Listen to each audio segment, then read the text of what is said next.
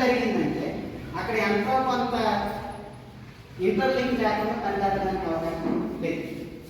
కాబట్టి ఆ రూపంలో నిరంతరం అంతర్ సంబంధం కలిగి ఉందా లేదా అనేటటువంటి దాని వల్ల మనం పరిశీలన చేయాలి. ఇప్పుడు మన కంప్లైంట్ ఇచ్చినటువంటి వాడు పార్టీకి వ్యతిరేకమైన వాడా, యూనియన్ వ్యతిరేకమైన వాడా, మన పార్టీ సభ్యుడా, పార్టీ సభ్యుడు కాదా, మన యూనియన్లో యాక్టివ్ ఉన్నటువంటి కార్యకర్త, మన కమిటీలో అంతర్భాగం ఉన్నటువంటి కార్యకర్త కాదా అనేటటువంటి దాన్ని కూడా మనం లెక్కలో తీసుకుంటే అతను చెప్పేటటువంటి వాదన మన నాయకుడి మీద గొప్పగా లేదు.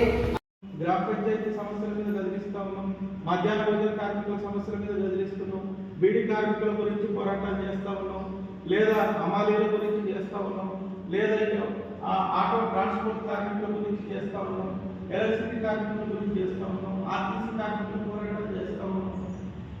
ఈ పోరాటాల్లో